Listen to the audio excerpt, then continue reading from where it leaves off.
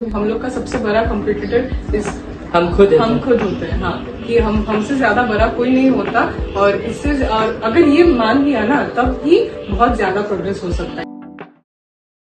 Hi everyone, आज आ चुके हैं हम संभावी के घर पे और उन्होंने काफी अच्छा रिजल्ट किया है। वो बिलोंग करती है सिलचर से और आज उनके साथ बात करेंगे तो उनका टिप्स एंड स्ट्रैटेजीज जानेंगे। उन्होंने इस बार 12th दिया है और उन्होंने बढ़िया रिजल्ट लाया है, 90% के ऊपर है। आज उनसे बात करेंगे, उनसे जानेंगे काफी सारी चीजें और जो आपको बेनिफिट करने वाला है। तो इस चैनल को अगर आपने सब्सक्राइब नहीं किया है तो जरूर कर दीजिए, क्योंकि ऐसे तमाम वीडियो हम आपके लिए लाते हैं जो आपका बेनिफिट करने वाला है। तो चलिए उनके साथ बात करते हैं। तो सबसे पहले संभावी, आपको कॉन्ग्रेचुलेशन है कि आपने इतना बढ़िया रिजल्ट लाया है और व्यूअर्स आज आपको देख पा रहे हैं।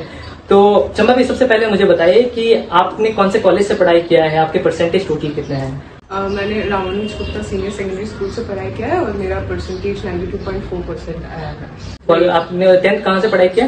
सिलचर कॉलेज से पढ़ाई किया। तो संभावी ने जैसे बताया उनका 92.4% आया हुआ है।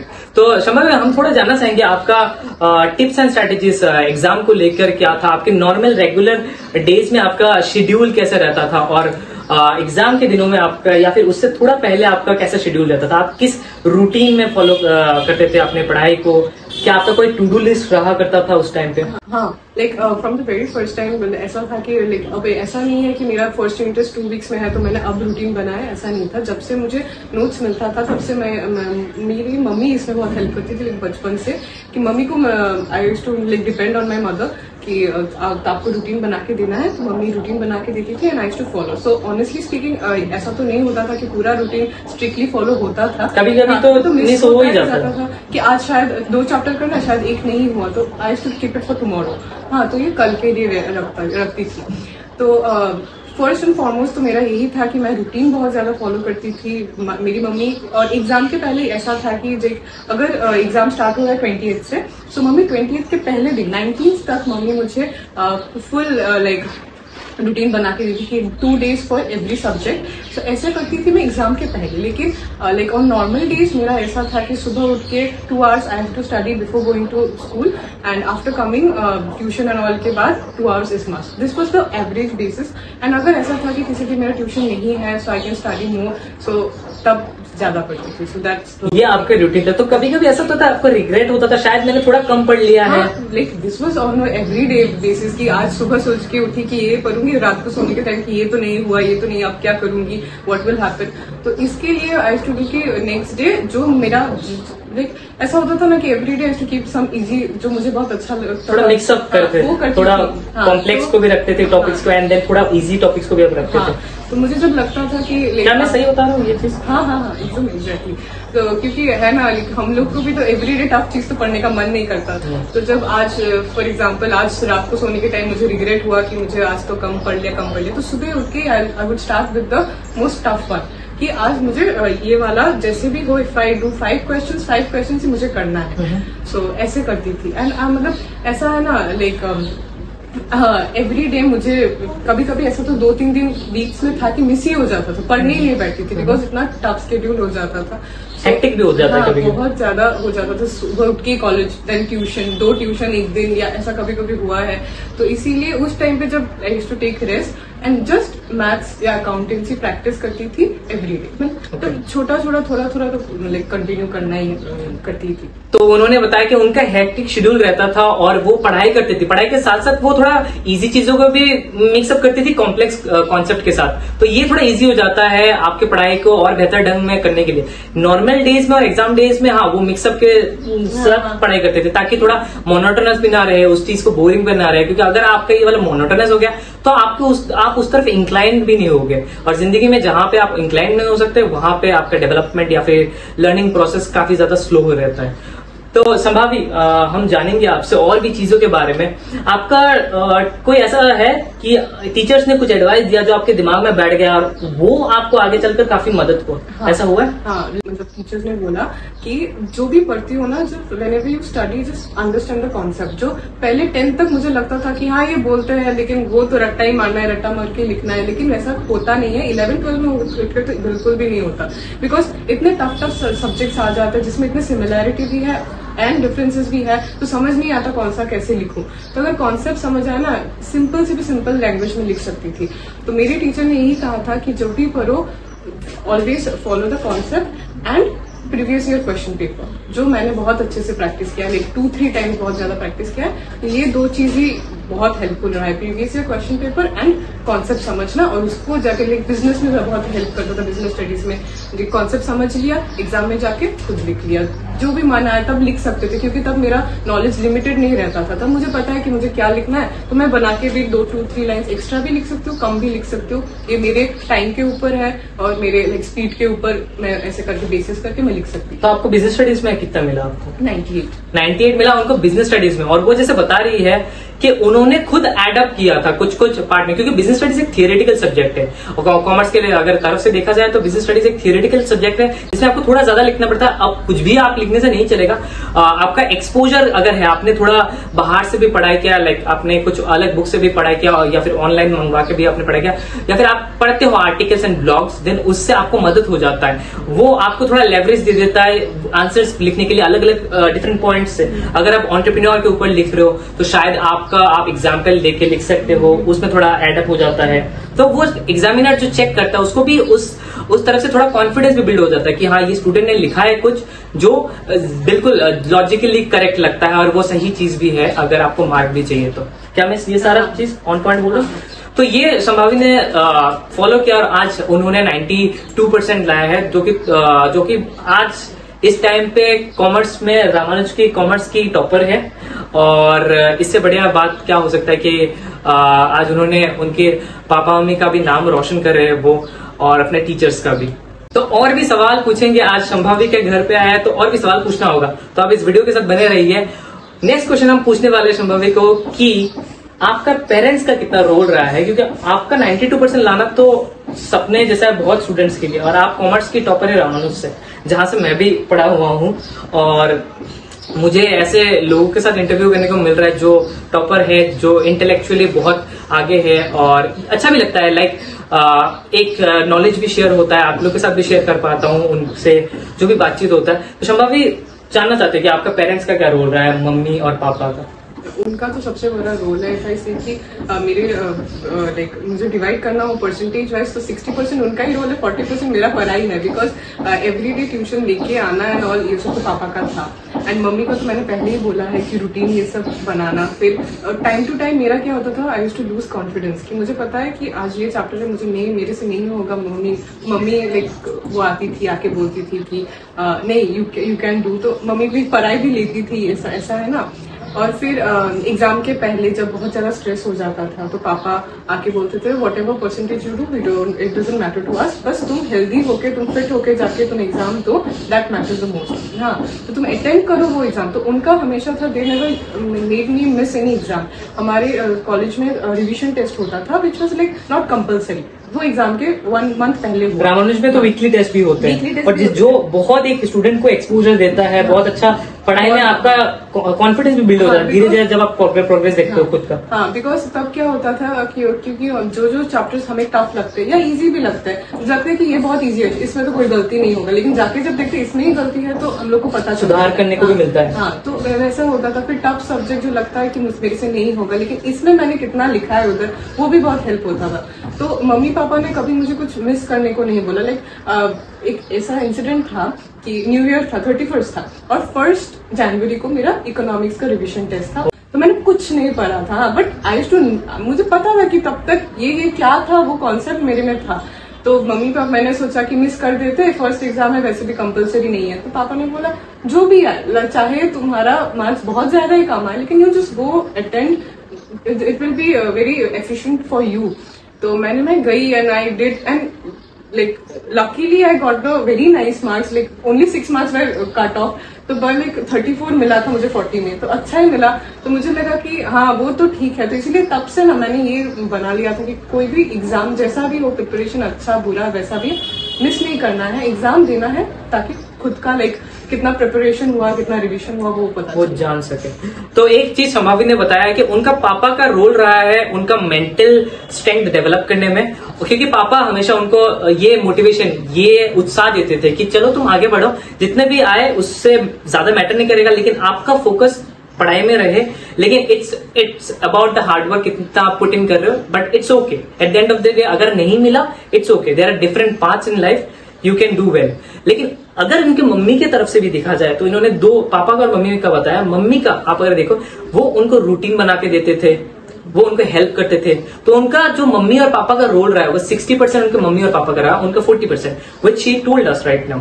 एंड इससे बड़ी बात क्या हो सकती है, पापा मम्मी आपको सपोर्ट कर रहे हैं as a pillar of strength. और अगर पापा मम्मी ना हो तो आपको खुद भी एक मोटिवेशन लूज हो जाता है कि मैं बहुत पीछे रह गई हूँ शायद, ये भी। और उन्होंने कहा कि वीकली टेस्ट भी होते थे जो उनको थोड़ा और ज्यादा प्रोत्साहित करता था। तो ये सारा चीज है जो उनको धीरे धीरे 92% लाने में बहुत मददगार साबित हुए हैं। लेकिन अगर एक चीज देखा जाए तो उन्होंने कभी अपना हौसला नहीं हारा। शायद 6 मार्क्स उनके कम आए हो, लेकिन उन्होंने कभी भी वो हिम्मत नहीं हारी जो एक नॉर्मल इंसान या फिर एवरेज इंसान बीच में हार देता है। टॉपर में यही खासियत होता है कि वो लोग कभी भी अपना हौसला नहीं तोड़ते। अगर उनके खुद में अगर कॉन्फिडेंस नहीं होता तो क्या करते लोग, चाहे जितना भी आपको बोल ले, आपको खुद में तो पहले कॉन्फिडेंस होना जरूरी है। और उन्होंने वो किया भी, हासिल भी किया। और आज हमारे सामने वो बैठे हुए 92% के साथ, और वो इस वीडियो के थ्रू से वो तमाम उन लोगों को हेल्प कर रहे हैं जिनको एक्चुअल में पढ़ाई में जरूरी है हेल्प करना भी। चलिए और आगे सवाल पूछते हैं उनसे, और हमें उम्मीद है कि आपको बहुत बेनिफिट हो रहा है इस वीडियो से। संभवी थोड़ा आगे बात करेंगे, और ये बताइए कि क्या आपके लाइफ में कुछ कंपटीशन था दोस्तों के साथ, या फिर पढ़ाई को लेकर कुछ कंपटीशन था? हाँ, कंपटीशन तो था, लेकिन मैंने कभी उनको कंपटीटर समझा नहीं। मैंने हमेशा मेरे मार्क्स को, खुद को कंपटीटर समझा कि मुझे अगर इस एग्जाम में 10 मिला है तो नेक्स्ट एग्जाम में मुझे 15 मिलना है। ये मेरे साथ कंपटीशन था। ये मैंने बहुत लोगों को देखा है जो फ्रेंड्स में कंपटीशन करते हैं, लेकिन मैंने उनको देखा है कि इतना प्रोग्रेस होता नहीं है। क्योंकि क्या होता है, क्योंकि हम सबका इंडिविजुअल कैपेबिलिटीज होता है, और हमें पता है कि मेरा कैपेबिलिटी कितना तक है। तो मैं अगर एक और किसी के साथ कंपेयर करूंगी जिसका कैपेबिलिटीज के बारे में मुझे कुछ आइडिया ही नहीं है, हाँ, और मैं देख रही हूँ कि उसको मिल रहा है, बहुत ज्यादा मिल रहा है, और मुझे कम मिल रहा है, तो मुझे मेरा क्यों कम मिल रहा है, मुझे वो बजाना है। ये नहीं जानना कि उसको क्यों इतना ज्यादा मिल रहा है, उसने ऐसा क्या पढ़ लिया, हम दोनों तो सेम पढ़ते, तो इसमें इतना ज्यादा क्या है। तो वैसा नहीं है। मुझे लगता है कि मुझ में क्या कमी है, क्या मिस्टेक्स हो रहा है। सो घूम फिर के द पॉइंट इज कि अब मुझे लगता है कि ये सबको याद रखना चाहिए कि हम लोग का सबसे बड़ा कॉम्पिटिटर इस हम खुद होते हैं। हाँ, कि हमसे ज्यादा बड़ा कोई नहीं होता, और इससे, और अगर ये मान लिया ना, तब ही बहुत ज्यादा प्रोग्रेस हो सकता है। क्योंकि हम क्या करते हैं, जब भी मिस्टेक हुआ तो हम इसको सुधारने की कोशिश करते हैं। हाँ, तो इसलिए तब जाके मार्क्स इंप्रूव होंगे, मुझे लगता है। संभावी ने जो कहा है, देखिए गौर से सुनने वाली भी बात है कि खुद के ही हम खुद कभी कभार दुश्मन भी बन जाते हैं, खुद में कॉन्फिडेंस लूज हो जाता है। लेकिन उन्होंने एक चीज बहुत हिम्मत रखी कि खुद में उन्होंने हमेशा हौसला रखा, और वो डटी रही उस चीज में, जो कि मैं हर वीडियो में बोलता हूँ। और टॉपर का एक ये खासियत भी है, उनका ट्रेट बोलो या क्वालिटी बोलो या कोई भी नाम दे दो, वो खुद को बैकअप करते हैं हमेशा। स्टूडेंट एक दूसरे से कॉम्पीट करते हैं, कभी कभार ये हेल्दी कंपटीशन भी हो जाता है, और कभी कभार ये इम्पोर्टेंट भी हो जाता है कि आप कितने खुद को बैकअप करो।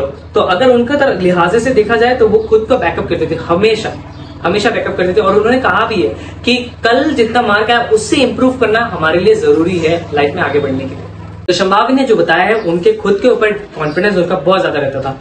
नेक्स्ट क्वेश्चन पूछते हैं उनसे कि कोई ऐसा टेक्निक था या मेथड था जो आपको लगता है आपके कंसंट्रेशन को एनहांस करने में आपको मददगार साबित हुआ है, कभी भी बचपन से लेके आज तक, या फिर आपने अचानक से उस चीज को धीरे धीरे डेवलप किया, मे बी थ्रू मेडिटेशन या फिर अलग टेक्निक हो सकता है? कंसंट्रेशन, मेरा यही सबसे बड़ा दुश्मन था, बस डिस्ट्रैक्शन।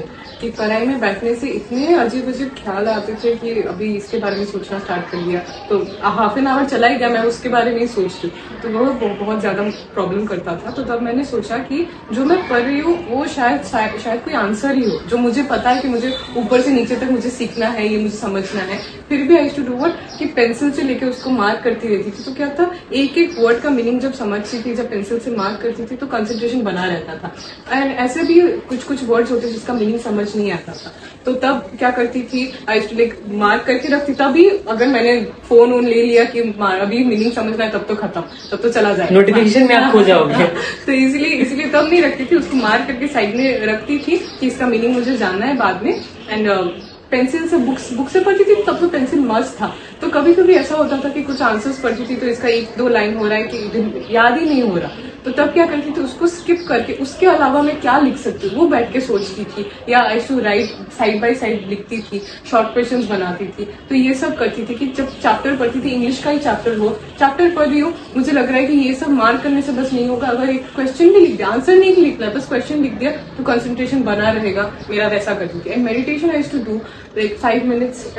इतना भी मैं अगर ऑनेस्ट हूँ तो मैंने इसमें इतना ज्यादा रेगुलर मेरे घर से बोला कि मेडिटेशन करो, एंजाइटी में भी हेल्प करेगा, लेकिन मेरा क्या था, मैं इतना फोकस नहीं रह पाती थी, तो मुझे लगता था कि नहीं करना, मुझे बोरिंग लगता है ये सब, ऐसा हो जाता था। लेकिन फिर भी वो डिस्ट्रैक्शन दूर करने के लिए आई टू डू मार्क करना, हमेशा की मार्क करके करके पढ़ना था, तो ताकि जाके मुझे पता चले कि ऐसे ये इंपॉर्टेंट पार्ट है। तो नेक्स्ट टाइम जब भी मैं पढ़ूं, जो इम्पोर्टेंट नहीं है या जो मेरे से नहीं हो रहा, वो मैं पढ़ती नहीं थी, वो जो पार्ट मुझे ज्यादा इंपॉर्टेंट लगता है बस उतना पढ़ती थी, तो टाइम भी सेव हो जाता था।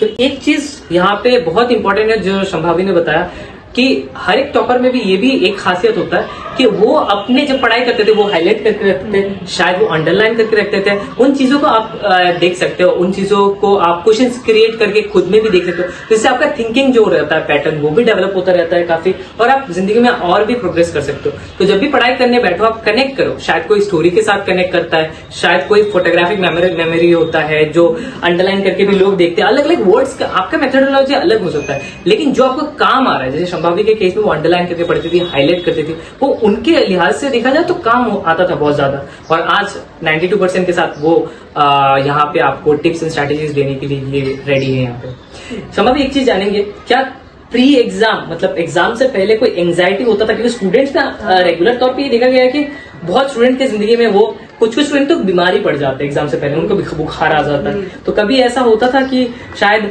एग्जाम कुछ ऐसा है जो आपको थोड़ा एंजाइटी भी फील करवाता था कि अभी एग्जाम आने वाला है, फिर आप नर्वस होकर शायद एग्जाम से पहले थोड़ा एंजाइटी भी फील होता था? बहुत ज्यादा, ये तो मेरा एंजाइटी अटैक तो बहुत ज्यादा होता था मेरा। 11 के पहले तो एक मेजर पैनिक अटैक हुआ था, तो मुझे लगता है ये सब तो मेरे लिए तो ये सब कंटिन्यू रहता था। एंजाइटी होना, अभी एग्जाम में जाना है, अभी क्या करूं, हाथ पैर कांप रहे कि क्या लिखूंगी जाके, ऐसा। तो मुझे लगता है ये सब में खुद का रोल तो होता है कि खुद में थोड़ा सेल्फ कॉन्फिडेंस जो मेरे में बहुत ज्यादा कम हो जाता था कभी कभार, कि मतलब होता ही नहीं था, मुझे लगता था कि मुझे नहीं आएगा, मुझे पता है कि मैंने सब पढ़ लिया, लेकिन जाने के बाद मैं कुछ नहीं लिख सकूंगी, ऐसे मतलब ओवर थिंकिंग करती थी बहुत ज्यादा। तो उसके लिए मुझे लगता है कि ये मेरा ही एक शॉर्टकमिंग है जो लोगों में नहीं होना चाहिए। खुद में थोड़ा होने से भी सेल्फ कॉन्फिडेंस रखना चाहिए। अगर सेल्फ कॉन्फिडेंस रहेगा तो तुम्हें लगेगा कि हाँ, अगर एक क्वेश्चन है जो मुझे आ भी नहीं रहा, मैं कुछ तो बनाकर तो लिख सकूंगी ना, क्योंकि मैंने पढ़ा है। अगर तुम्हें पता है कि तुमने पढ़ा है तो तुम लिख सकोगे। एंड इस एंजाइटी के मामले में मुझे लगता है कि जो आपके क्लोज वंस है, मम्मी पापा फ्रेंड, हेल्प करते। मेरी मम्मी पापा, मेरी नानी जो थी, दादी, ये सब उन लोग ने बहुत हेल्प किया है, क्योंकि उनका ही सबसे ज्यादा रोल था। तब क्या होता है कि आपको पता है कि मुझे अगर पता है कि मेरी बहन को एक चीज नहीं आता लेकिन उसको टेंशन हो रहा है, तो मैं उसको ये नहीं बोलूंगी कि तुमने पहले नहीं पढ़ा इसीलिए तुम्हें अभी नहीं आ रहा, छोड़ो अब क्या ही करोगी, ये सब बोल के उसको डिमोटिवेट नहीं करना है। उसको बस बोलना है कि जो भी होगा तुम लिख के आओ। एंड वैसे ही मम्मी पापा भी मुझे ऐसे बोलते थे कि तुम्हें आएगा, तुम देखना, तुम एग्जाम में बैठोगे तुम्हें सच में आएगा। तो ऐसे करते करते जो पॉजिटिव चीजें तो हम सुनते हैं, तो खुद में भी थोड़ा होने से भी वो सेल्फ कॉन्फिडेंस भी बढ़ता है और पॉजिटिव माइंडसेट भी हो जाता है। तो तब एंजाइटी में बहुत ज्यादा हेल्प करता था। और एक चीज मैं करती थी, बस पढ़ाई को इतना ज्यादा बोरिंग नहीं बनाती थी। मतलब जब भी मुझे पता है कि अभी मुझे मैथ्स करना है, बीएमएसटी करना है या अकाउंटेंसी पढ़ना है, मैथ्स है, बस मैथ्स है, सीखने का कुछ नहीं है, तो मैं गाना चला के करती थी। हाँ, तो बहुत लोगों का है कि वो कहते थे कि हम लोग डिस्ट्रैक्ट हो जाते। मैंने और बहुत लोगों को सजेस्ट भी किया, लेकिन मेरा क्या था, गाना साइड में चलता था, स्लो म्यूजिक, एंड मैं करती थी। तो क्या एक वो भी था कि मैं गाने से कितना डिस्ट्रैक्ट हो रही हूँ, कितना नहीं हो रही हूँ, तो वो भी मुझे हेल्प करता था बहुत ज्यादा। तो यही था एंजाइटी के बारे में। तो संभावी ने बताया है कि वो प्री एंजाइटी उनको होता था, ऐसा नहीं है, हर एक स्टूडेंट के साथ होता है। और उनके जो पापा मम्मी है वो भी दिलासा देते थे, दिलासा हर स्टूडेंट को पापा मम्मी देते हैं कि हाँ तुम्हारा सब कुछ हो जाएगा। तो स्टूडेंट के अंदर भी फिर मोटिवेशन आने लगता है, क्योंकि जिंदगी में आप देखो तो ये सारी चीजें, ये जो लोग हैं हमको बैकअप करने के लिए हमेशा रेडी रहते हैं और हमको ये हिम्मत भी बढ़ती है इससे। और तो जैसे कि उन्होंने कहा है कि धीरे धीरे एग्जाम में जाने के बाद तो हम लिख ही लेते हैं, कुछ बना के भी लिख लेते हैं, हमारे माइंड में वो पहले से सबकॉन्शियस माइंड में वो सारे टॉपिक्स का नॉलेज रहता है, क्योंकि हम इतने ज्यादा एक्सपोज हो चुके होते हैं उन टॉपिक्स के तरफ भी, क्योंकि टीचर्स पढ़ाते हैं, क्लासेस में पढ़ाते हैं, रेगुलर होता रहता है। तो 365 दिन में अगर आपको वो फीड किया जाए आपके ब्रेन में ऑटोमेटिकली कुछ दिन बाद तो उसके साथ आप जुड़े हुए रहते हो। और अगर आप स्टूडेंट हो जो फोकस एंड कंसंट्रेशन के साथ पढ़ाई करते हो, देन आपके लिए एग्जाम में लिखना बना के भी कोई बड़ी बात नहीं रह जाएगी।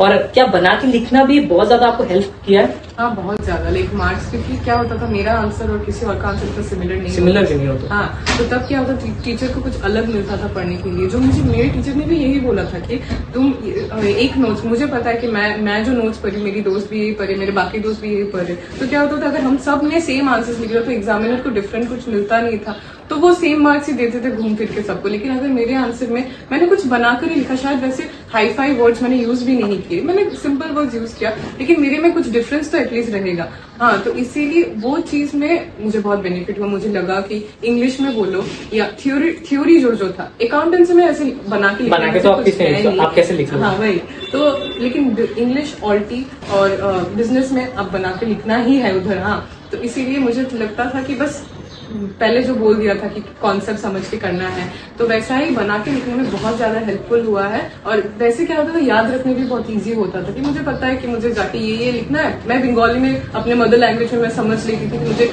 ये है, ये बोला ये, और मैं रियलिटी के साथ बहुत ज्यादा कनेक्ट करती थी ताकि मुझे याद रहे। कुछ पॉइंट है ना, 5 पॉइंट पढ़ लिया लेकिन सिर्फ 3 ही याद हो रहे, बाकी 2 याद ही नहीं हो रहे, तो मैं कुछ ऐसा कर लेती थी रियलिटी के साथ कि इसके बाद ये होगा। फॉर एग्जाम्पल मार्केटिंग चैप्टर बहुत ज्यादा मतलब होता ही नहीं था मेरे से, तो इसकी जो पैकेजिंग थी ना, इसके पैकेजिंग के, लेबलिंग के, कैरेक्टरिस्टिक्स, मैरिज, डिमैरिज सब पढ़ना है। तो मैं सोचती थी कि अगर मैं दुकान में गई तो उस पैकेट में देख के मुझे क्या क्या हेल्प होगा, उसके हिसाब से मैं पॉइंट्स याद रखती थी। तो रियलिटी के साथ जितना कनेक्ट करोगे उतना ज्यादा याद रखने में हेल्प होगा, तो फिर तो जाके पॉइंट्स भी तुम बनाकर लिख सकते हो। ऐसा बहुत लोग सोचते हैं कि तुम अगर बनाकर लिखोगे तो तुम्हें मार्क्स नहीं मिलेंगे क्योंकि तुम हाई फाई वर्ड्स यूज नहीं करे। बस ऐसा नहीं है, बिकॉज मैंने खुद ऐसा ट्राई किया है, मैं अपने एक्सपीरियंस से बोल रही हूँ कि वर्ड्स, वो लोग हाई फाई वर्ड्स नहीं देखते, वो लोग देखते कि तुम्हारा लॉजिक सही है और तुम जो लिख रही हो उसमें करेक्ट चीज लिख रही हो। ऐसा कुछ भी नहीं लिख रही हो, वही चीज है। बना के लिखना वेरी हेल्पफुल है, तो जो लिख सकते हैं उसके लिए तो बहुत ज्यादा है। अगर आप देखो, संभावी ने एक चीज बोला है कि आपको कुछ hi fi stock of words डालने देना है अगर आप उस टॉपिक के अराउंड रिवॉल्व करते हो जिसमें आपका नॉलेज है, जहां पे आप सटीक लिख रहे हो। ऐसा नहीं कि आप कुछ भी आउट ऑफ द कॉन्टेक्स्ट आप चले गए, कॉन्टेक्स्ट में रहकर, बने रहकर लिखना बहुत ज्यादा इंपॉर्टेंट है। अगर आप रियलिटी के साथ जुड़े हुए नहीं रहोगे तो आप तो करते हो। जितनी भी बुक में कॉन्सेप्ट है, चाहे वो मैनेजमेंट के ऊपर हो, चाहे वो प्रिंसिपल्स ऑफ मैनेजमेंट के ऊपर हो, हेनरी फोल का कॉन्सेप्ट है जितना मुझे याद है, तो जो भी टॉपिक्स है, कॉन्सेप्ट है, अगर उस चीज पे आप जुड़े हो रहे हो, कनेक्ट कर पाओ रियलिटी के साथ, उससे बड़ी बात कुछ नहीं हो सकती। तो आप कोशिश करना कि आप अगर ऐसे स्टूडेंट हो जो सीख नहीं सकते, रट्टा नहीं मार सकते, रट्टा से आप कितने दूर चले जाओगे एग्जाम में जाके। अगर आपको याद ना रहे तो वहां पे रट्टा तो खत्म, मेमोराइजेशन टेक्निक तो खत्म वहां पे पूरा। तो ये इंपॉर्टेंट है कि आप थोड़ा बना के भी रखो उसको, थोड़ा हाँ मेमोराइज अगर किया हुआ है थोड़ा बना के रख लीजिए जब भूल जाओ, राइट। तो ये तो था जब संभावी पढ़ती थी, कुछ इस तरीके से वो आंसर्स को बना के रखते थे। शायद आप भी ये टेक्निक यूज कर सकते हो। फिर संभावी हम और भी चीजें आपसे पूछेंगे इस इंटरव्यू में। तो संभावी मुझे एक चीज बताइए कि एग्जाम के दौरान, ठीक है, आप रात को ज्यादा प्रेफर करती थी या सुबह जल्दी उठ के पढ़ना प्रेफर करती?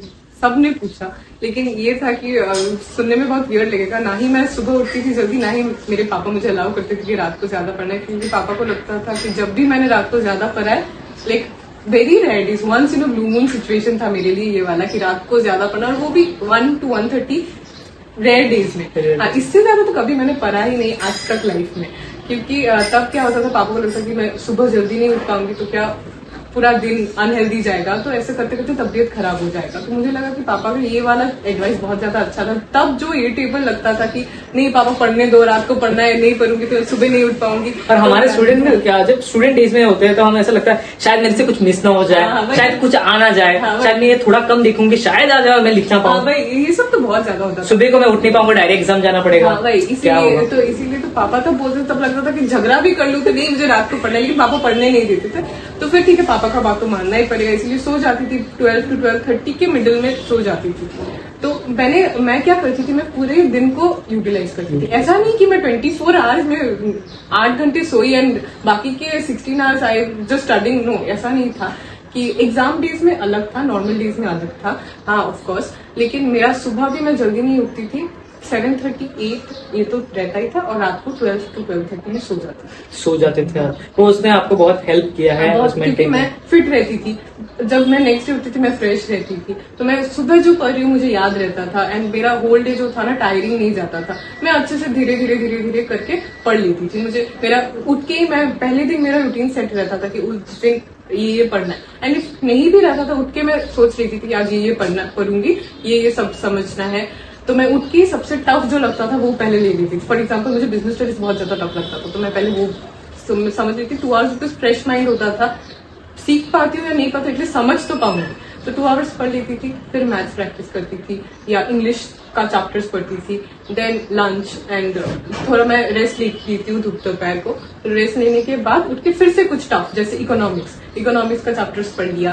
फिर इकोनॉमिक्स का पढ़ लिया, अब लग रहा है कि बहुत पढ़ लिया, स्ट्रेस हो गया दिमाग में। देन 1 आवर अकाउंटेंसी का थोड़ा इजी थ्योरी जो होता है, ये टफ थ्योरी। अकाउंटेंसी का थ्योरी उतना टफ नहीं होता क्योंकि प्रैक्टिकल तो हमें पता ही होता है, तो थ्योरी 1 आवर वैसा पढ़ लिया। फिर मैथ्स प्रैक्टिस, अकाउंटेंसी इधर या बीएमएसटी प्रैक्टिस या ग्रामर प्रैक्टिस करने के बाद खत्म, ज्यादा नहीं। लंच डिनर के पहले जैसे 9:30 तक मैं पढ़ती थी, इससे ज्यादा नहीं पढ़ती थी। 9:30 के बाद डिनर एंड ऑल, फिर 10:30 या 11 से स्टार्ट करके 12:30 तक पढ़ती थी, खत्म। जैसे कि संभावनी ने बताया है कि वो रात को ज्यादा एक्सटेंड नहीं करते थे, सुबह को ज्यादा जल्दी भी उठते नहीं थे। वो अपने हेल्दी रहने के लिए, एक फ्रेश माइंड के साथ पढ़ाई करने के लिए वो दिन को यूटिलाइज अच्छी तरह से करते थे, और ये उनके परसेंटेज अच्छा लाने में बहुत मदद किया। और वो जो भी आज है अपने परिश्रम की वजह से है, और हम उम्मीद करते हैं वो और भी आगे जाए इस चीज को लेके। लेकिन संभावी एक चीज जानना चाहते हैं, आपका ड्रीम्स एंड एम्बिशंस क्या, करियर गोल्स क्या आगे जाकर? आगे जाकर मुझे मेरा तो मेन गोल है तो बिजनेस करना, हाँ। लेकिन मुझे पता है कि उसके लिए तो बहुत सारे फैक्टर्स इंपॉर्टेंट है, most important factor is capital. तो मुझे क्या है, मुझे ऐसा नहीं कि मैंने बीकॉम कर लिया इसके बाद ही मैं बिजनेस में गई, ऐसा नहीं करना। मुझे हाई एजुकेशन सब लेना है, मुझे प्रोफेशनल कोर्स भी करना है, not CA but professional course करना है। उसके बाद I am thinking to do MBA, and इसके बाद आई डू जॉब। एंड धीरे धीरे जब मैं जॉब में सेटल हो जाऊंगी, मुझे लगा कि मुझे एक्सपीरियंस बहुत हो गया, करियर वाला एक्सपीरियंस में लाइफ में सेटल होगी, मेरा जो इनकम है वो भी अच्छा है एंड आई कैन सेव, तो तब इसके बाद जाके आई गो फॉर मेन जो है बिजनेस करना। तो मैंने रिस्क फैक्टर पहले ही नहीं लेना है, मुझे लाइफ में कुछ बनना है पहले की CFA एंड ऑल ये सब कुछ बनना है, बनने के बाद प्रोफेशनल जॉब, ये सब कॉर्पोरेट में जॉब करना है मुझे भी, तो उसके करने के बाद एंड देन मुझे प्राइवेट एंड बिजनेस पे करना चाहिए। तो एक चीज देखना कि वो जो भी कर रहे हैं धीरे धीरे स्टेप लेके कर रहे हैं। जिंदगी में आप हवा में उड़ डायरेक्ट तो नहीं कर पाओगे, तो धीरे धीरे अगर स्टेप अगर लोगे, बेबी वर्क्स, जो कि हर वीडियो में मैं बताता भी हूँ। तो टॉपर का आप देख सकते हो माइंडसेट भी क्या रहा है, उनका एटीट्यूड किस तरह से डेवलप हो रहा है। वो पहले ही जो सपना है वो पहले दिन से आप तो नहीं कर सकते, तो धीरे धीरे वो CFA करेंगे, प्रोफेशनल कोर्स करेंगे, और धीरे धीरे वो जैसे मनी सेव करेंगे, उसके बाद आप स्टार्टअप खुद का भी करना चाहोगे। तो ये इंपॉर्टेंट है आपको समझना कि आप डायरेक्ट तो जंप नहीं कर सकते, धीरे धीरे आपको खुद का मुकाम बनाना पड़ेगा, उसके बाद आप जिंदगी में कुछ बेहतर ढंग का कर सकते हो। एक स्टेबिलिटी इंपॉर्टेंट है, कंसिस्टेंसी इंपॉर्टेंट है, और परसिवरेंस अगर हो आपके साथ तो जाने में कोई दिक्कत ही नहीं होगा जिंदगी में, जहां आप पहुंचना चाहते हो, माइलस्टोन अचीव करना चाहते हो। तो संभावी के साथ जुड़े रहेंगे और भी ज्यादा बात करेंगे अभी। ओके, तो संभावी से लास्ट एक क्वेश्चन पूछेंगे कि क्या एग्जाम से पहले लॉकअप रह के रूम पे पूरी तरीके से 3-4 महीने के लिए पढ़ाई करते रहो, बस पढ़ाई करते रहो, और दुनिया के जितने भी आपके फन है, एंजॉयमेंट है, क्या वो उनको त्याग देना चाहिए, सेक्रीफाइस करने चाहिए? बिल्कुल भी नहीं, बिकॉज मैंने तो ये बिल्कुल भी नहीं माना, और मेरे मतलब इस बात में शायद कभी कभी हो भी जाता था कि नहीं आज ये ओकेजन है, मुझे नहीं जाना है क्योंकि पढ़ना है। तो मम्मी पापा बोलते थे कि नहीं तुम चलो हमारे साथ, बाद में आके पढ़ लेना, या मुझे पता है कि मुझे 9 बजे जाना है तो मम्मी पापा बोलते थे 6 से 9 तुम पढ़ लो, 9 बजे तुम आराम से चलो। ऐसे पेरेंट्स सबके नसीब में भी नहीं होते। कुछ पेरेंट्स होते हैं जो बोलते हैं कि नहीं पढ़ाई करते रहो, लेकिन उनके पेरेंट्स जो है उनको ये भी मोटिवेट करते हैं हाँ दोनों बैलेंस आउट करो, क्योंकि ये दोनों इंपॉर्टेंट है। This are a part of life. And इतना बोरिंग हो जाएगा फिर लाइफ। तो मैं भी जब बाहर घूमने भी जाता हूँ, अपना काम भी करता हूँ, तो आपका माइंड को एक चाहिए। मोनोटोनस माइंड कभी भी अच्छी तरह से ऑपरेट ही नहीं कर सकता अगर देखो तो मेरा क्या था, मुझे पता था कि लेकिन ऐसा भी नहीं है कि फरवरी से मेरा एग्जाम था, 12th से था, और 14 को सरस्वती पूजा था। तो वो भी नहीं है कि 12th मुझे पता है कि बंद है तो मैं सरस्वती पूजा में घूमने चली गई, वैसा भी नहीं है। लेकिन ऐसा था कि इसके पहले मैं 3 मंथ्स पूरा लॉकडाउन, ऐसा मैं कभी नहीं, मैंने मैट्रिक के टाइम भी नहीं किया और 12th के टाइम भी नहीं किया।